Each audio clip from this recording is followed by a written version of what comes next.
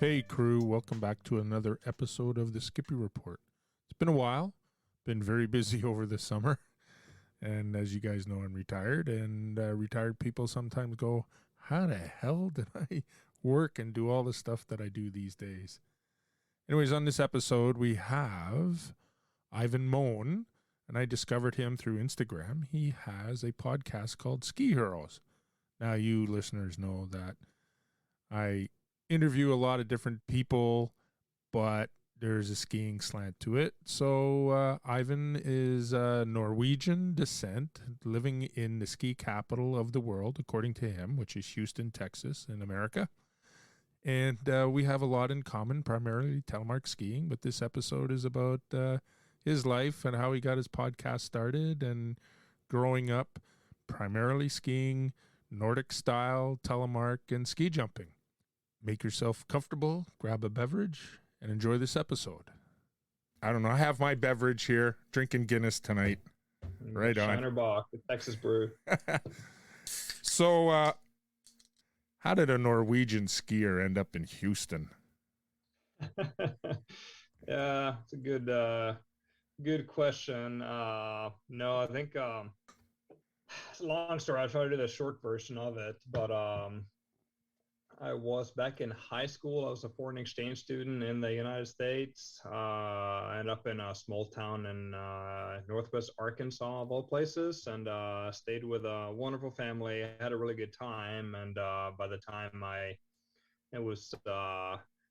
want to go to college, I ended up going back to college, and so still kind of I did the university, did a year at the University of Oklahoma, and so kind of working my way through Arkansas, Oklahoma, and then to Texas.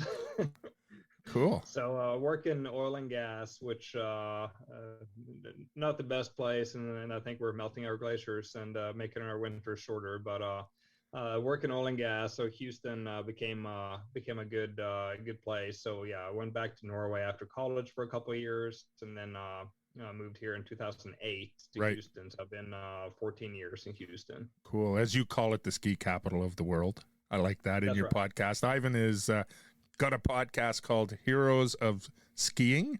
Maybe you can tell the listeners who you are. Yes. So my name is Ivan. Like we touched on a little bit, I grew up in Norway. I grew up in a small town called Voss, just like the water, and which is a ski town. When I grew up, there was one ski resort there. Now there's two. And I grew up. I was fortunate. I grew up about 5 minutes away from the kind of the original ski town, ski resort in Voss. So yeah, I lived in Norway for whatever the first 20 something years of my life, and then moved to Houston in 2008, and now I'm kind of based here and working, and jet off to wherever the snow is whenever I can. Now the really cool thing, listeners would not know this, I was cruising through the Skippy Report Instagram and I came across your feed, so I was like, oh, it's got a couple episodes there, and the first one was on Sandra Nordheim, and I was like, I'm gonna listen to this. And through that and the conversation that you and I have to do this tonight, we find out that we're telemark skiers. However, you're crazier than I am because you're a ski jumper too. Yeah, at least I used to be. Right. But, so I think so the ski jumping is probably from my dad. He was a ski jumper, and this really sucks to admit, but so I was never like super good at ski jumping, but my personal best is 79 meters, and my dad's personal best is 80 meters. Oh, by 1 meter. Hey, that's good for the old guy because he still has bragging rights, right? Yeah, he enjoys that quite a bit, but and then the telemark for me was kind of it's just kind of my dad's telemark skier. So my grandpa, like my dad's dad, he was from the Telemark province in Norway. And right.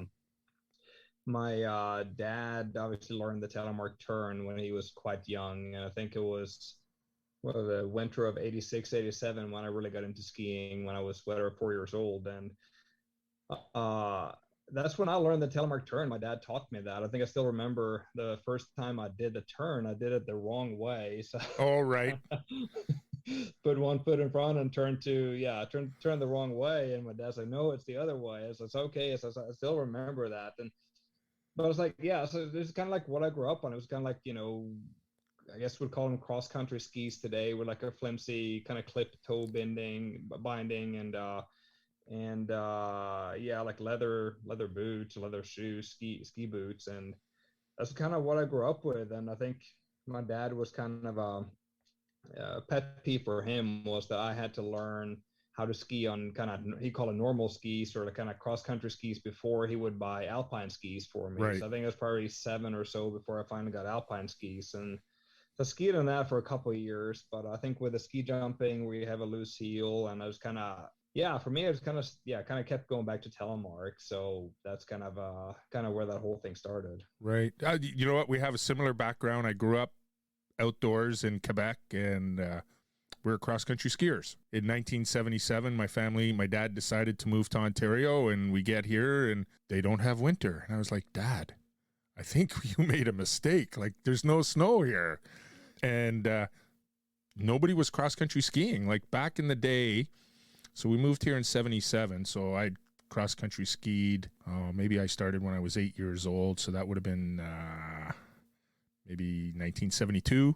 I came here, and like we had this place called Mont Saint Bruno. They had I don't know how many kilometers of groomed trails, and I remember they had like a monastery on the mountain, and all the trail system went through the monastery and all that sort of stuff.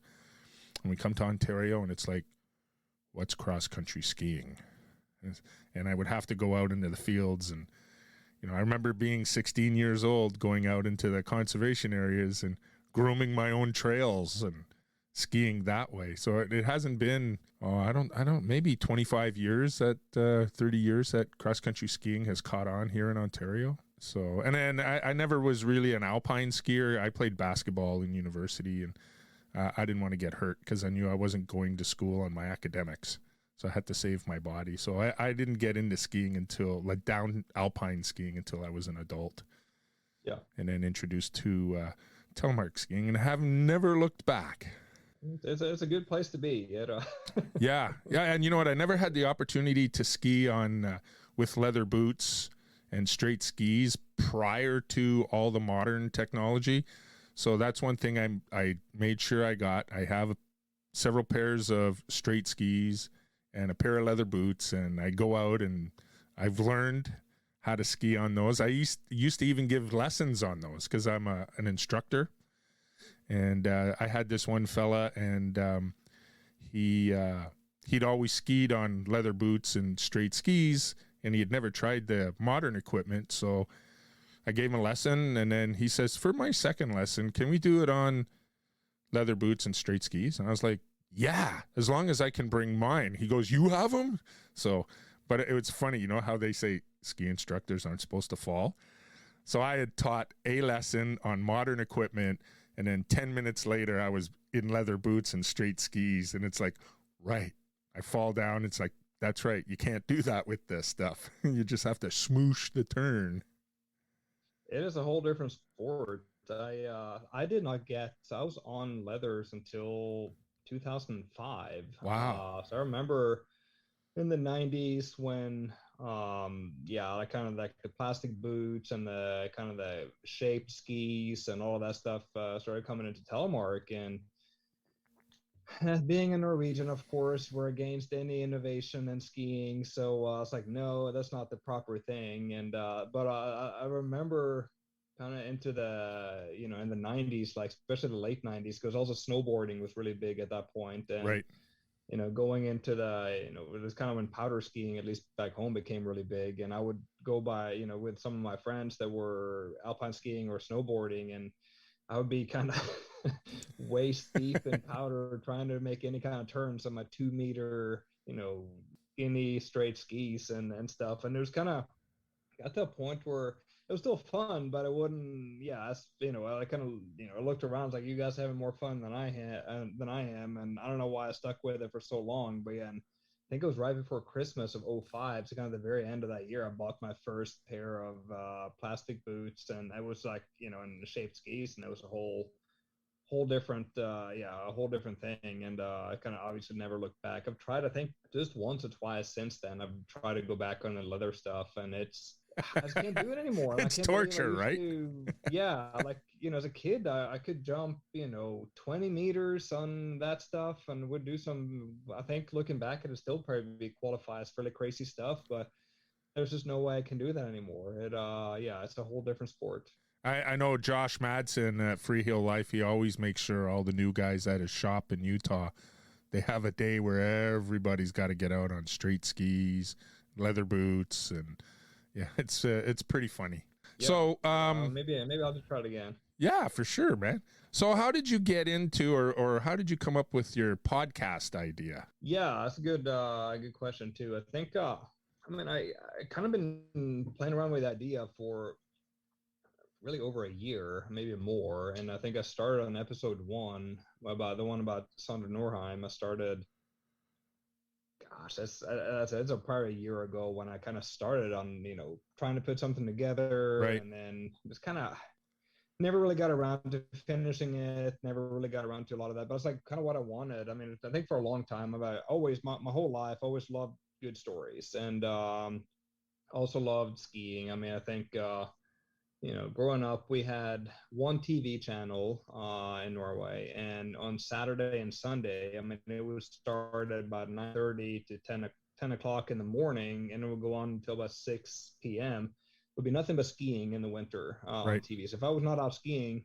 I would always watch skiing. So I remember all of these, all these people that, I mean, it'd be any sport, alpine, ski jumping, alpine ski, cross country, biathlon, whatever.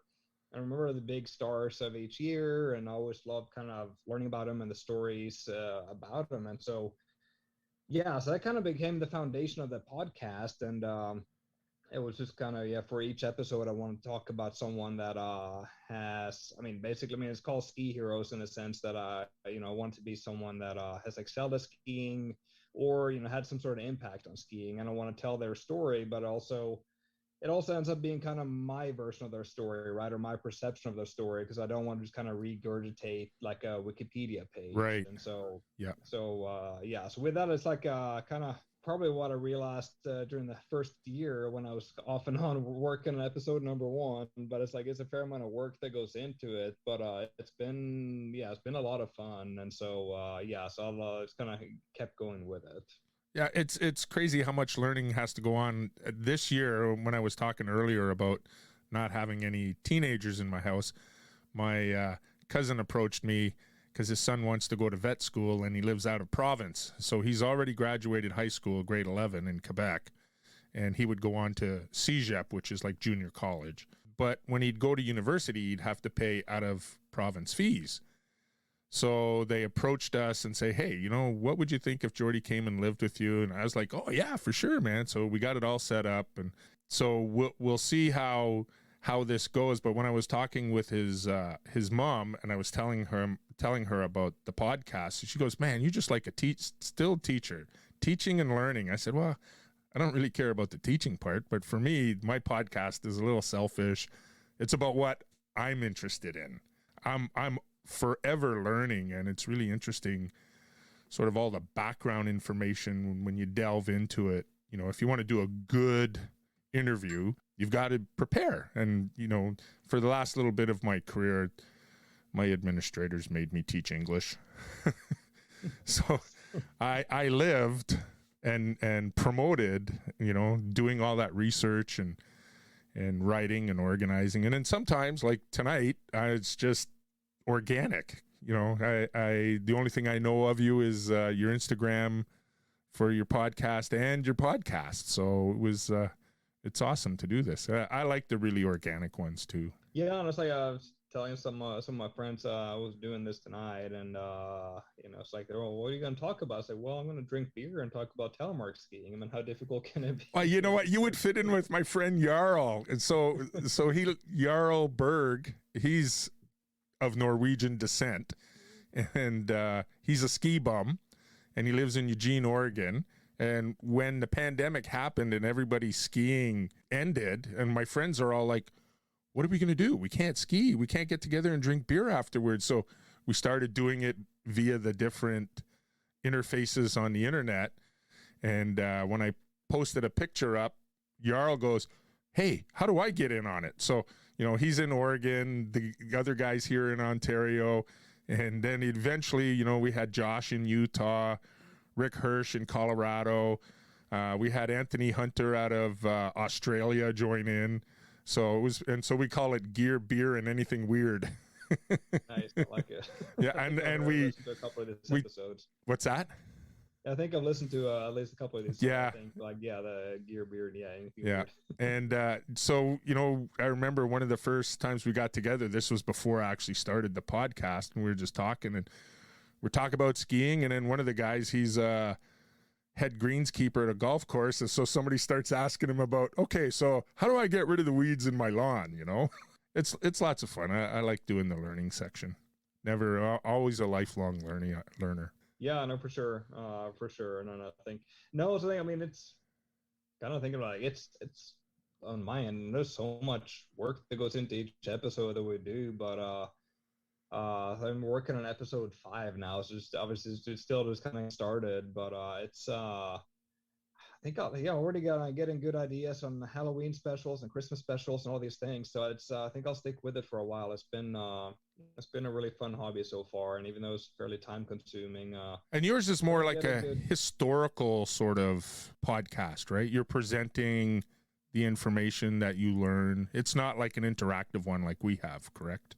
Yeah, that's right. It's basically me telling the story of someone. And, right. I realized so far, which episode 5 that'll be different, but I had a couple episodes there where basically, and I realized I kind of made a long list of everybody I wanted to cover, and a lot of them were kind of like the late 80s into the 90s skiers when I was growing up, and those are the ones I remember. So I was like, well, it's probably good to vary a little bit too. So I'm going back to the 50s and 60s. Cool. On this next episode, but yeah. Nice. So let's get into skiing, because I remember you sent me a message that you had this video up on YouTube about skiing in Murin this year. Yeah, that Was that some of the stuff really? It's hard from your chest GoPro to see how steep it is, but I could see in some of the times where you're cutting across, the pitches are pretty steep. Yeah, Murin was just amazing. I went there in 2019 for the Telemark Only Festival. Okay, yep. And that's the first time I went there, and that's the first weekend of May when that takes place, and it's just like the very top of the resort that's still open. I think it's like one gondola and one chairlift, and that's basically it. And it's still, we actually had fresh powder in first week of May, and like the final day actually got canceled because it snowed too much there. So it was like a unique experience, but I just kind of remember looking at this like, this was really cool, for the very top, and then looking around like, this, it's got to be amazing you can go in everywhere else here. So I went back this past winter and I spent 1 week there, and that it's really steep, but the off-piste and like the free ride stuff there, it's just amazing. I mean, it would I pretty much had to change underwear afterwards a couple of times, but it was definitely some of the most extreme stuff I've ever done. Like you said, it's pretty steep, and it's kind of,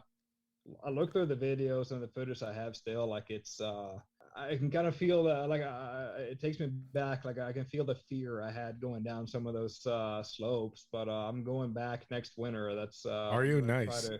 Try to repeat a success. That's not always the best thing to do, but I'm going to try to go back. It was a really cool place, and I think it was kind of another thing I loved about it too. Like I spent 2 weeks in the Alps last winter, and that's the first time I really, outside of the Telemark Only Festival in 2019, that's the first time I really skied in the Alps. And so I went 1 week in Murin and 1 week in Verbier. And I think Verbier didn't have like the best snow winter last winter. It was still, you had a lot of fun there, but conditions weren't quite as good. But I had some really good powder in Murin that made that trip totally worth it. And I think kind of from North America, and I don't know, on the Canadian side, I haven't skied as much there, but kind of where we're seeing a lot of the times in the States now with the big ski passes and everything, it's like, once you have a big powder day, like it's, you stand in line for sometimes hours, and then you get 1 or maybe 2 runs, and it tends to be tracked out. And right. in Murin, like we got like half a meter of powder one morning, and I showed up 5 minutes before the lift opens, and there's 10 people ahead of me in line, and it's Right. like, goodness gracious, I mean, why have I gone here before? So yeah, I'm definitely going back, and hopefully we'll still get some good powder this winter. That, you know, if you know where you want to go, or when you're traveling around, since my wife and I are both retired, I think it was January and February of 2020, we were kind of following storm cycles accidentally in northeastern North America. And we had some at the cottage. My cottage is an hour and a bit southeast of Montreal. And then we came home. I live on the shore of Lake Ontario, an hour east of Toronto. And then we have a whole ski area in Collingwood, which is northwest of here. It's on Lake Huron. And there's a lot of private clubs there that were started, I'm going to think more like outdoor clubs for the various faculties at the University of Toronto and that sort of stuff. And they got really good snow. So we were up there and we got like a ton of snow. And then we left there and we went to Ellicottville, New York, which just gets pounded with snow. And we were skiing at this one resort and we were still getting knee-deep powder at 2:00 in the afternoon. However, it was the middle of the week when everybody's working. And that's the advantage of being retired. Yeah, I obviously don't have that Not yet. Don't have that advantage yet, but I think that's like been a little bit of the one good thing that came out of the pandemic, at least for me. This past winter, I definitely took advantage of I call it the mountain office. Right. That would, I had a couple of times I jetted off to Park City one week and up to Crested Butte in Colorado one week. And I actually came back toward the very end. Like there was like this late storm in April coming through Utah this past winter. So I did a few days back in Park City. So basically it's kind of moved my office up to the mountains and, obviously on the weekend you get to ski, and then during the week you have to work. But at least you can always get in like an hour and a half or 2 hours a day of kind of around lunch hour or so right. skiing. And that's like the working remotely with the line of work I do. I can't do it 100%, but I do it a week at a time is quite good. So hopefully this winter too, I'll be able to take advantage of that. That's awesome. When you go back to Switzerland, if you go to Verbier, you have to look up Bob Masrai. He's in Verbier. I interviewed him for one of the podcasts, and then he was on another one because he helped bring together Jimmy Peterson, who's skied all over the world. I think like 700 resorts on all the continents. And yeah, you should look him up. He's a huge promoter of Telemark. He's one of the guys who organizes the Telemark Journal. I don't know if you've heard of that. I've not heard of that one, but I didn't meet with him. I think his son is maybe Sam. Sam, yes. I have not met with him, but when I was in Murin, I just through Instagram, I met up with a telemark skier called Rolf Roethlisberger. Okay. He was an absolutely amazing telemark skier, like the best one I think I've ever seen. Right. And so he knows Sam, and he at least said, you need to follow him on Instagram. Right. And so I'm following him there, and I was going to reach out, but I went to Muir a little bit, kind of a solo trip. Right. And then to Verbier, I had some friends come down from Norway, so I didn't want to, abandon take them. up too much time outside of that. But next time I'll definitely look them up. But I've seen some of the stuff they do on Instagram, and they're definitely very good. Bob has led a colorful ski life. He'd be a real cool guy to hang with for a few days. I know when I did the podcast, I said, so when do you want to start it? He goes, how about 8 p.m. your time? And I was like, that's 2:00 in the morning your time, man. Like, he goes, yeah, I'm a night owl. Very nice. Yeah. I wish I could do that. Yeah, not me, man. I like to get up early and get fresh tracks and before anybody else is there. Yeah, for sure. Where have you skied in Norway? Did you pretty much just ski around where you grew up, or were you able to travel to different places? I don't know how populated the ski resorts are in Norway.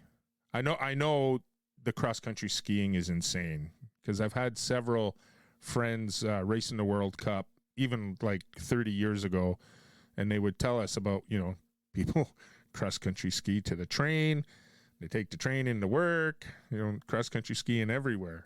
Yeah, it's that's funny. So in Norway, I've only skied in Voss, my hometown, Okay. and I'm on the weekends. I mean, kind of the pastime is to go.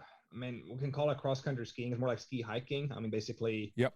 family and our family would get up, go to like you drive up towards the mountain and then you park somewhere and then you start hiking up on skis up as far as you want to go.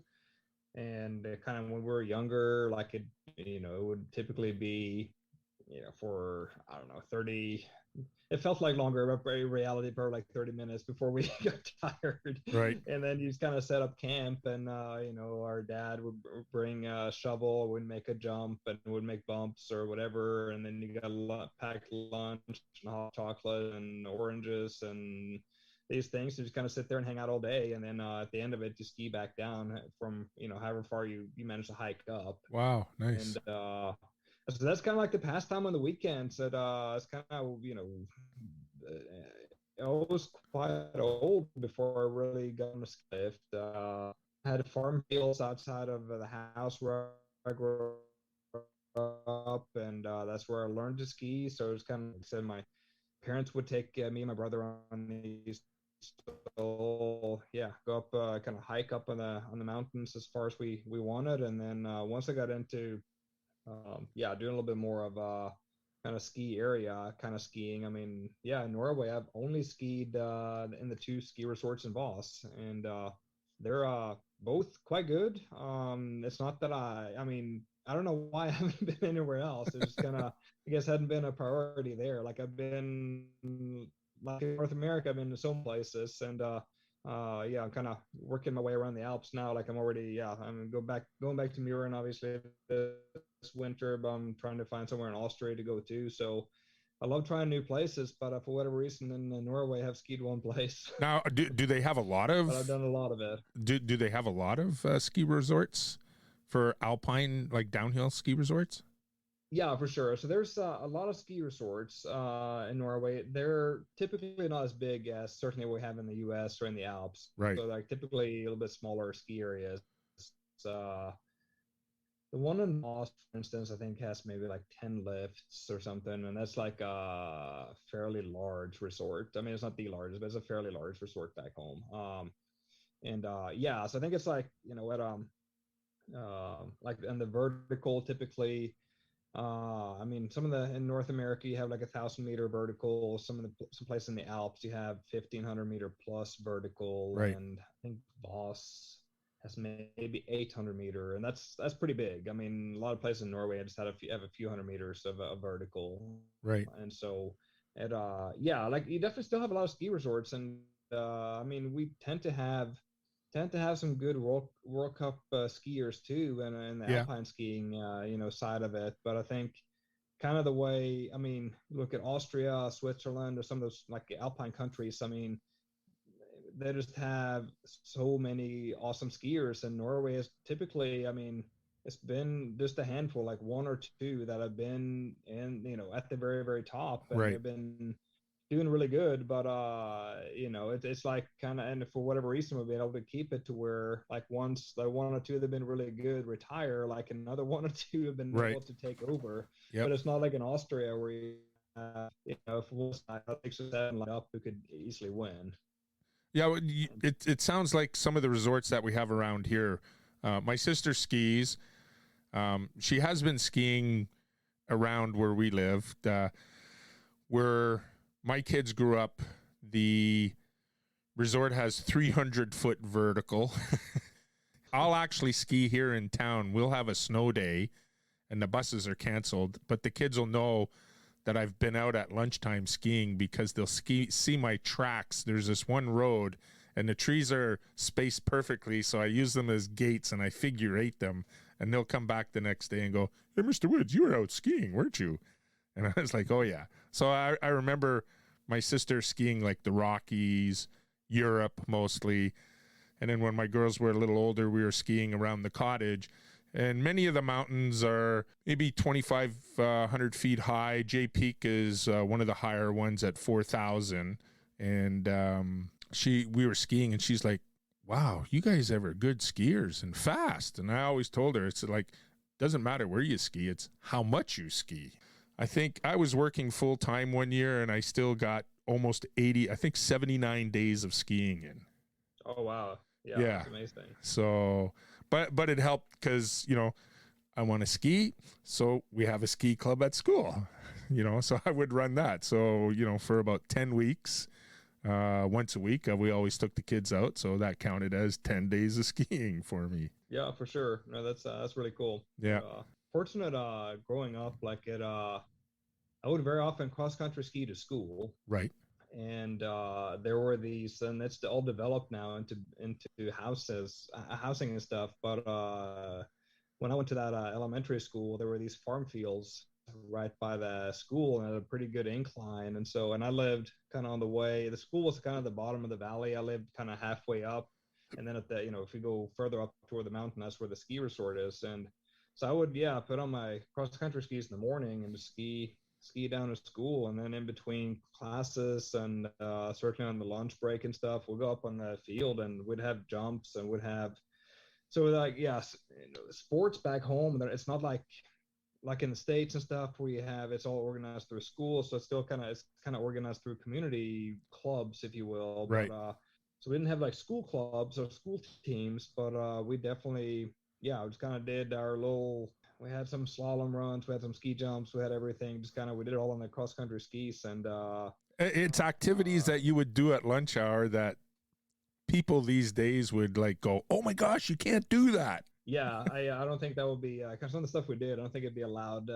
Well, you know what is interesting? I learned something the other night. I was watching something on YouTube that I follow, and they were talking about this guy. I forget his name, and he's talking about kids learning, and it's like you learn the most when you do something dangerous carefully, and it's like, that would be the same sort of, like you really can't get hurt because where you would be skiing growing up in the fields and that sort of stuff, it's not hard pack, it's soft, right? So if you wipe out, it's kind of, it's like falling in water sort of. Yeah, no, for sure. And I think you're younger and more agile, and your center of gravity is lower. So yeah, even if you hurt yourself, I think I've been fortunate. I mean, I've definitely hurt myself fairly bad skiing. I've never injured myself, so I've been pretty fortunate on that. But that's not for the lack of trying, especially as a kid. I definitely right.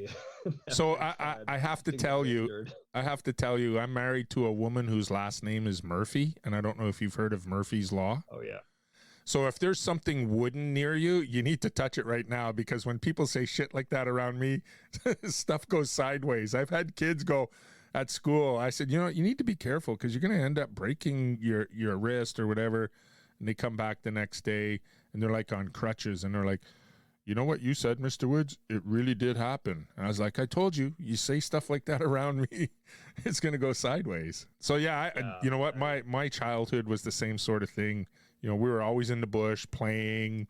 My mom knew where we were. She probably would never be able to find us, but she knew the general area where we were, going to and from school. I lived in a small subdivision, like right on the very edge of suburbia. And it would take me maybe 20 minutes to walk to school in the wintertime, but coming home from school, that was probably about 3 hours, or it seemed like 3 hours, because where we lived was where the municipality put all the snow after they plowed the roads and that sort of stuff, or they blew the roads with snow blowers. We played there on the way home all the time. It was crazy. Lots of fun, and things that kids unfortunately don't do these days. Yeah, so true. I think probably a little bit on the tail end too. I mean, Voss still gets a lot of good snow, but I don't know, I think without getting political, but kind of with climates changing and everything, within my lifetime, I can see a difference, and especially not so much up in the mountains in Voss, but definitely kind of down in the town area. And I think kids growing up there get the same snow that I certainly got as a kid, and it was I feel very fortunate to grow up like that. And I mean, I think depending on where you grew up in the world, I mean, you're always going to have stuff that's special to you, and right. These things. But I think for us that are into skiing and these things, I feel quite fortunate. So yeah, definitely shaped a lot of who I am today. Yeah, that's like me. I didn't ski alpine ski too much, cross country skied, snowshoed. I was always in the bush. It definitely shaped who I am and has shaped my family. And I was able to pass the love of the outdoors and skiing on to my children. My one daughter always wanted to play hockey, and I was like, no. I said, for what it costs for one person to play hockey here in Canada, the whole family can get a ski pass at the local mountain. I said, so we're going to go there. So we had this great little place, and we had 3 boys racing the World Cup for alpine snowboard racing from that little place.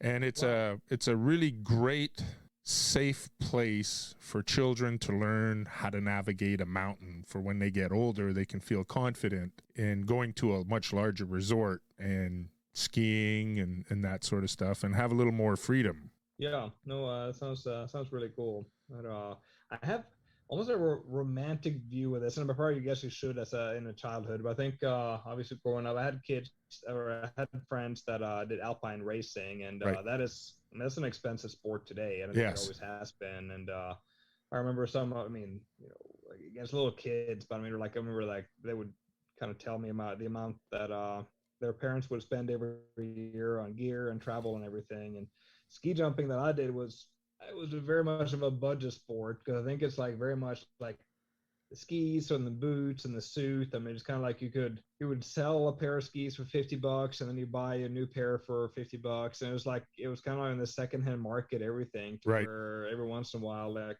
my parents had to put in between like $10 or $20. Yep. But it was pretty cheap. I mean, all the competitions for the most part were within, I mean, at the most an hour drive. I mean, it was and stuff, and like it was all kind of volunteer basis too. And so, I mean, it's probably different now for the few places to still do ski jumping. But I mean, it's like probably a good, in my part of the country where the weather is fairly unstable, we typically don't get a lot of good ski jumpers. Now, one person I ski jumped over, he's a couple years older than me, but I ski jumped with, he did go off to win the Olympics. So Cool. you never say never, but we spent so much of our training would be prepping the hill. Like we'd be on our ski jumping skis, like trying to prep the hill, and at the end of the evening would get 1 or 2 jumps and be completely exhausted. But like I think probably have a very romantic view of this now, but it's very good memories. Yeah, well, that's up here when I see the kids and the different types of skis that they have for the different types of courses, and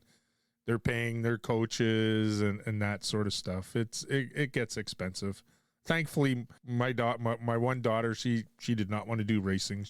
She was a snowboard instructor and did whatever she did. And then my other daughter, she wanted to do alpine snowboard racing because it was different, and she liked the camaraderie of a very tiny group. To me, that's what I kind of think about telemark skiing. We're like small group, lots of camaraderie.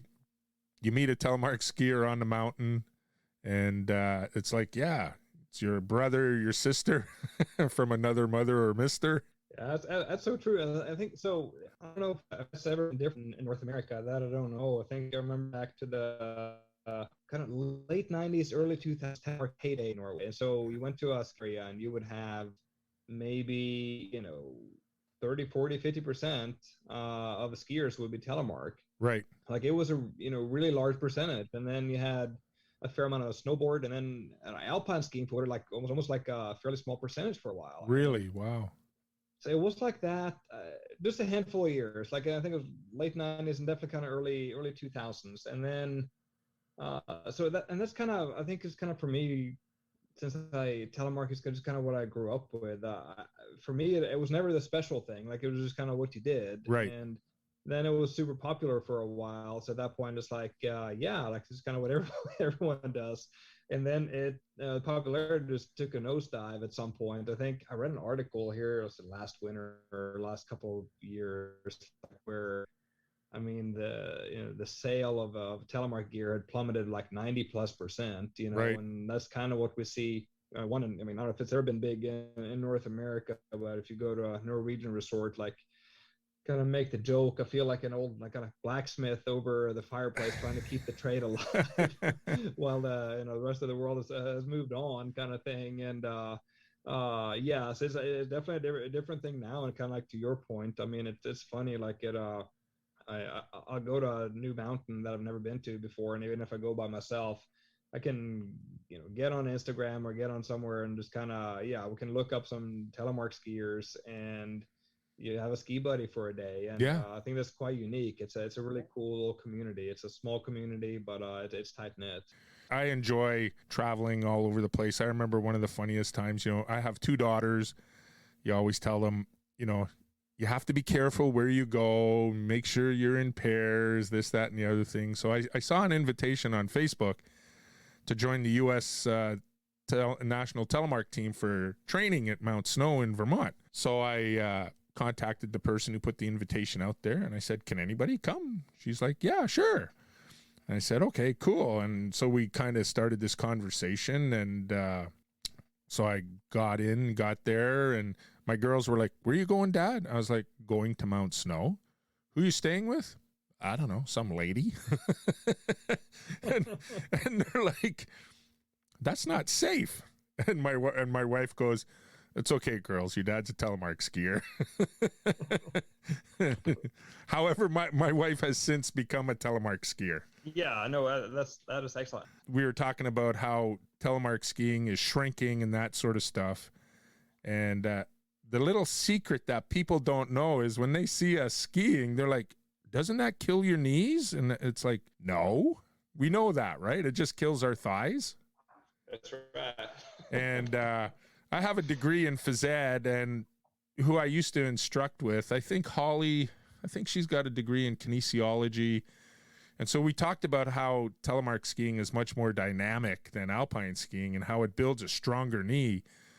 And I was reading a post on Facebook about this guy, I think it was in Telemark Tips or something like that. He had a wipeout. He injured a meniscus. He's not sure whether to go back on telemark skis and that sort of stuff. And I had a fall in university dryland training for basketball, and I tore my ACL. And so for a few years, I wore a brace. I got rid of the brace. I felt pretty good.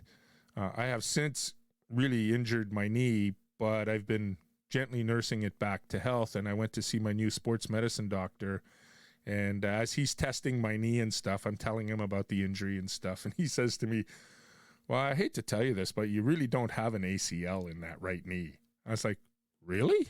So I just wear these super light brace that the offensive and defensive linemen in the Canadian Football League are encouraged to wear. It's like a neoprene brace, but it's not neoprene, it's something else, and it doesn't lose its elasticity.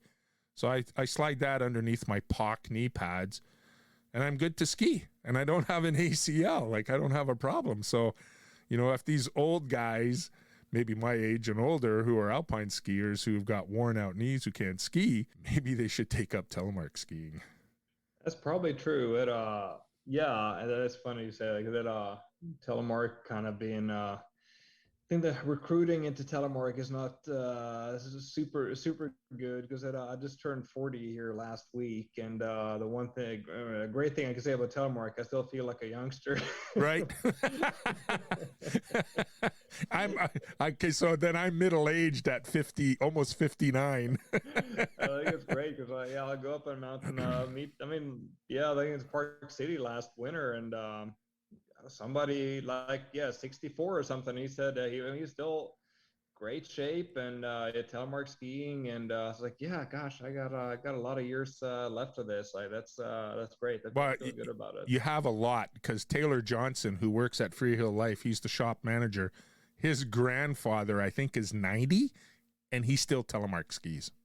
Oh, that's amazing. Yeah, so they have a whole family, like Lloyd, he's the grandfather, and Taylor's dad, and Taylor's brother, and I think maybe his mom may even be a telemark skier.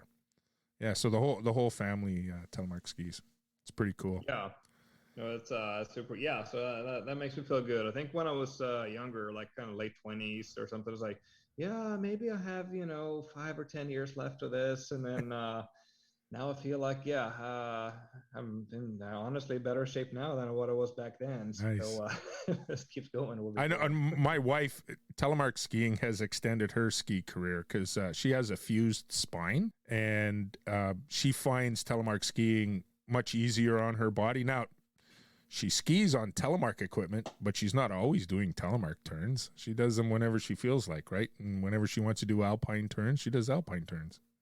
Yeah, and I think that's kind of the beauty of it. Like I mean, I do telemark turns for the most part when I'm on a mountain, but I'm not like religious about it. I mean, if I'm Right. tired or whatever, like you got the option to do something else, and yeah, it can go just parallel if you want, and yeah, it's kind of been a little bit of the beauty of it too. And I Yeah. think kind of on, I mean, it's like I think with telemark skiing, there's nowhere to hide. I mean, like your quads just get such a workout, and if you're not in, man, I think last many winters, kind of by the time August comes around, I'll start doing squats, I start doing lunges, I start getting ready for the season. And I think if I did not do telemark skiing, I probably wouldn't go through this. Right. But I think I had an experience many years ago where I was a little bit out of shape and I was supposed to ski for 3 days. And the first day I had an absolute blast. This was back in, I live in Houston, but I was back in Voss for, to visit my family. First day I had an absolute blast, skiing with my friends and stuff. But then second day, like my legs were so sore, like I kind of forced myself through it. And the third day, it was. I mean, I remember just kind of. I think I did one run, and like it was just kind of. I was just laughing, like how sore I was. It was just, there's just yeah. There's nowhere to hide. So I think after that, I was like, okay. By the time winter's getting closer, like we got to get in shape. I think that's. I mean, but maybe that's part of the secret too. That it just kind of forces you to do some exercises and stay in decent shape because yeah, otherwise there's kind of almost like no point. I remember when I first got back into telemark skiing, not this past winter. I think it was, oh no, it was this past winter.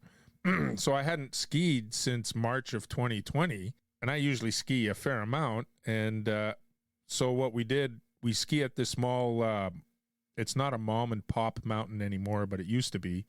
And they sold it to a bunch of entrepreneurs who are lawyers and developers who are local. And what's really great is they haven't gone really big. They pick one, maybe two capital projects a year, like update a lift, put in a new lift, work on the first year they were working on the main chalet and that sort of stuff. And they have a great midweek ski package. It's $99 for the year. You ski Monday to Thursday, and then your pass allows you to ski. You have to buy tickets on it for Friday, Saturday, Sunday, but they're always more than 50% off. Sounds amazing. Yeah, so it's like, yeah, I'm going to ski here all the time. And so I remember last year we went in, did all the COVID protocol, got our passes, and then I know the mountain really well, so I left the main resort, went around the back to where there's this little tiny chair and a parking lot where nobody was, and that's where we operated out all winter. But the first day you ride this ancient little chair up to this very gentle run, and doing my telemark turns, my quads were going, dude, what are you doing? What is this stuff? And it's like really gentle. But after the second run, it's like you get the muscle memory back and that sort of stuff. But yeah, the kids at school, when I would start skiing early to mid-December, on the Monday after that weekend, they would see me walking down the stairs at school backwards. And they would know, they go, why are you doing that? And I said, well, because the type of skiing I do kills my quads. And when you step forward down, your quads activate and they shake and they hurt. So if you walk down the stairs backwards, it doesn't hurt. Good story. Yep. So they always knew when I had started skiing. Yeah. But, yeah, I don't know when I'll get to kick this season off. Hopefully, maybe late November, early December. But that's yeah. It seems like so it really helps to train, but it seems like it's just kind of whatever I do, like kind of got to work out a few kinks Right. at the beginning of the season and kind of get back into it. But where would the closest ski place be for you? Would it be in New Mexico? Well, it's all kind of honestly, it's all kind of the same. I Oh, is it? mean, if I fly to Denver, that's like 2 hours away, but then I have to, it's like an hour and a half to drive to the near, like, wherever you want to Yes. go, Vail or Breckenridge, or wherever you end up. And I have not skied in New Mexico, but I think it'd be about this. I mean, a similar amount of flight, and then or time flying, and then you still got to drive somewhere. Honestly, the one of the easier places to go is somewhere in Utah, because we fly to Salt Lake City and then you just Uber from there, because like all Right. the resorts are pretty close to the airport. But so it's all kind of within 3 hours ish. I can typically be at a ski resort, but that's kind of it. So it's like it's okay for like at least like a long weekend. I can make it work. But then that's kind of also where when it tends to be kind of crowded. So I try to, at least whenever I go, like get at least one, maybe two, sometimes 3 days during the week, and then Right. maybe like a weekend. Yeah. I know. I recently saw a map of all the ski resorts in the U.S., and it's like, wow, the East, we are spoiled. Yeah. Yeah, because like from my cottage, the furthest I will drive is 2 hours, and we'll ski. That'll be like Sunday River or Sugarloaf, and like Sunday River, they call the most horizontal. There's 8 peaks. I don't know, 154 runs. And they're pretty decent runs. And, J Peak is just under an hour. I can ski Mount Orford. It's 26 minutes, and I've got my boots on, and I'm sitting in a chair. So we have, half a dozen mountains within 45 minutes to an hour from my cottage. Yeah, so we're pretty spoiled in the East. And I kind of look out at the West. It's like, it's far and few between sometimes. Yeah, it is. And I mean, there's some really good ones, but it's also like there's not that many, and there's a lot of people here too. I mean, a lot of the resorts are quite big, but they tend to get quite crowded too. And so, but I mean, it is what it is. I Yeah. think going out of Houston, obviously you have to fly somewhere, otherwise you end up driving for like 20 hours or Yeah. something. So Yeah. See, I don't enjoy the airport. I don't mind flying, but I don't enjoy the airport experience. So I'll drive. yeah, no, I mean, I think it's like, it's kind of funny with Houston. It's like there's actually a couple of ski shops in Houston. There's like a fair amount of skiers here. Really? Wow. Houston is, I think, the most diverse city in the United Yeah, it States. is. Yeah. And I think in terms of, people, like, almost, it's funny when you live here. I mean, I've lived here 14 years now, but like almost nobody's from here. Like Right. everybody just kind of moves here for work. And so you have people from all over the United States, but also all over the world. And I mean, it's, living here, it's quite cheap. Like you can have a pretty decent life for, not necessarily like a huge income. And it's, Houston is, it's not pretty. It's been described as you kind of got to put a bag over his head, but you might get some Houstonians angry at you now. No, I think most people will agree with that. But at the same time, it's like we got 2 airports. You can fly direct pretty much anywhere you want in the world, and it's easy to get anywhere. And so, yeah, even like, for me to go skiing, it is like last winter I skied 34 days. And, I mean, Nice. living in Houston, it was last winter was a little bit unique for me. It's not usual that I ski that much, but yeah, that's still doable, very doable out of Houston. And but at the same time, I mean, growing up in a ski town where I could walk to the ski resort, Yeah. it's Yeah. a big difference. Yeah. Yeah. Well, I think we'll kind of bring it to an end here, because what is it, 10 o'clock here my time. I was amazed that Houston is so far west and you're just still in the central time zone. Yeah, I guess so. I think I don't know exactly where that is. I think it's still a little bit. I think at the end of Texas, going into New Mexico is where they changed it back to Mountain Time, I guess. Oh, So okay. that's still, Texas is massive, right? So if I drive from Houston to Los Angeles, more than 50% of the drive is getting out of Texas. So it is, it's massive. And I mean, it may, on the map, it may look different than in reality, but yeah, for sure. Well, that's like in Ontario, we're seeing where they're kind of bragging. It takes 24 hours to go from the easterly part to the most westerly part. Yeah, for sure. Yeah, it's crazy. We can go to Florida in the same amount of time, maybe less. Yeah, no, for sure. So maybe you can tell the people in where we can find you, the name of your podcast. Yes. So the name of the podcast is Ski Heroes, and we should be on most platforms, at least Spotify and Apple and Amazon, and the most usual ones. And then I do have an Instagram account as well for Ski Heroes. I'll throw a link in for that. Yeah, appreciate it. So I think I tend to be more active there, I found, than on my own Instagram.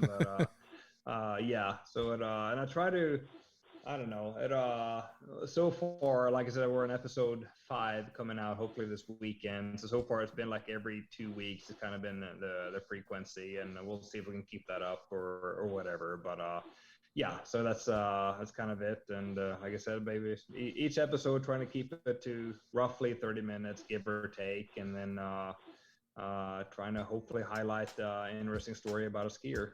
So there you go, folks. You need to check out Ski Heroes on Instagram, and check out the link that'll be in my Instagram account and YouTube account, so that you can find Ivan's podcast. Anyways, thanks for being on the show, Ivan. Thank you so much for having me. Yeah, and hopefully I'll give you an open invitation to come and ski southeastern Quebec and Vermont, New Hampshire anytime you want to come up this way. Be careful what you ask for.